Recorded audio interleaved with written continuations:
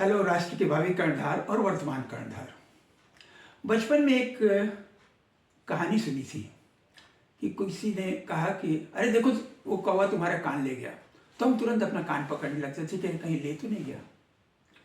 लेकिन 60 साल के बाद भी ये कहानी वैसे की वैसे ही है। हमारे समाज में ये कहानी अभी भी चल रही है। हमारे देश के स्कूलों के स्टूडेंट्स और टीचर्स अभी भी बातों को समझ नहीं रहे हैं। अभी यूजीसी ने एक नियम लागू कर दिया था और फिर सुप्रीम कोर्ट ने विथड्रॉ भी कर लिया। दुनिया भर की उठापटक हो गई, लेकिन कभी आपने इसको समझने की कोशिश की कि किसी ने कह दिया कि कौवा आपका कान ले जा रहा है, आप कान पकड़ के उसे बचाने लगे थे। क्या कर रहे हैं आप? 45 साल तक मैंने टीचिंग किया और अब मैं हिंदुस्तान के विद्यार्थियों से और टीचर से एक बात कहना चाहता हूं। देखिए, कुछ बातें तो ऐसी हैं, district administration, Vidhan Sabha, Rajya Sabha, Lok Sabha, high court, supreme court, UGC, AICTE describe करती है, उसे डिसाइड करती है। लेकिन जो चीज़ें हम अपने स्कूल में अपने सहयोगी विद्यार्थियों और टीचर के साथ मिल करके सॉल्व कर सकते हैं, उसके लिए हम क्यों इन चीज़ों का मुंह देखते हैं? बड़ी अजीब सी बात है। हमें इस बात को समझना पड़ेगा कि हम कर क्या रहे हैं।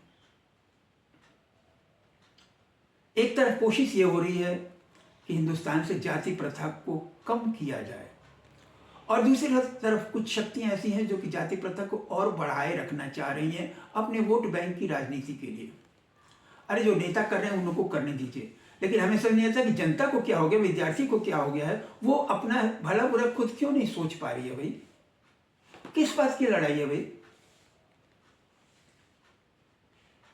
क्यों सवर्ण और SC ST OBC को दो अलग में बांटा जा रहा है? काहे को बांटा जा रहा है भाई? हमें इसको समझना पड़ेगा, स्टूडेंट्स को समझना पड़ेगा, टीचर्स को समझना पड़ेगा। अरे भाई, साथ में पढ़िए, खेल कूद में भाग लीजिए, NCC NSS scout rovers rangers में की एक्टिविटी में हिस्सा लीजिए। सबसे इंपॉर्टेंट बात जो है, प्लेसमेंट के लिए, नौकरी के बाद, पढ़ाई के बाद आपको नौकरी पानी है, उसके लिए कैसे तैयारी करें, कैसे रिज्यूमे बनाएं, कैसे इंटरव्यू की तैयारी करें, कंपटीशंस की कैसे तैयारी करें। इन सबको छोड़ करके हम जरा सा किसी नेता ने और सुप्रीम कोर्ट ने, यूजीसी ने एक शिगुफा छोड़ दिया, हम उससे इंप्रेस हो गए, प्रभावित हो गए। ऐसा नहीं है भाई। समस्या की जड़ में जाइए। स्टूडेंट्स को अपना भला बुरा खुद सोचना पड़ेगा, और मेरी हाथ जोड़ करके टीचर्स से विनती है कि जरा सा स्टूडेंट्स को समझाएं। स्टूडेंट्स भी जाति के आधार पर कोई विभाजन मत करें, टीचर्स भी मत करें। टीचर्स भी यदि करें, नेता भी यदि करें, तो स्टूडेंट्स को इतनी अकल होनी चाहिए कि हाथ जोड़ करके कहें कि कृपया हम बांटने की कोशिश मत करिए, हम अपना फैसला खुद कर लेंगे।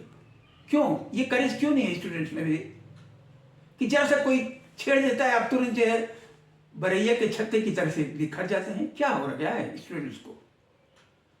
हमारी हम्बल रिक्वेस्ट है स्टूडेंट्स से कि इन बातों को समझें, अपना कैरियर बनाएं, अपनी जिंदगी बनाएं, अपने को मजबूत बनाएं और अपने सपनों को साकार करें।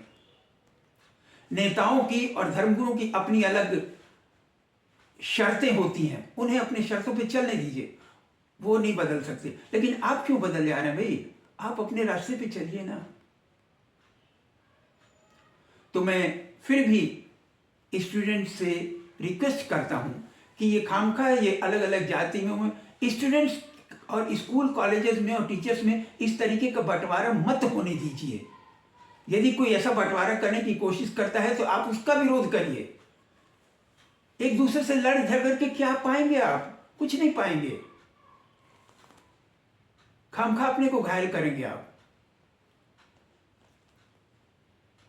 सवाल ये नहीं है कि यूजीसी ने जो किया वो सही है और गलत है। कुछ लोग इसके पक्ष में खड़े हो जाएं, कुछ इसके विरोध में खड़े हो जाएं। मूल बात में जाइए कि स्टूडेंट्स को इस बात के लिए खड़ा होना चाहिए कि यूजीसी क्यों इस बात में पड़ी, यूजीसी की इस बात का विरोध करिए। ये हम आपके कहने से जो हम एक दूसरे से लड़ेंगे नहीं, हम एक दूसरे के साथ बैठ करके पढ़ेंगे, अपनी पढ़ाई करेंगे, अपना कैरियर बनाएंगे। काश आप लोग ये बात समझ पाते। Thank you very much.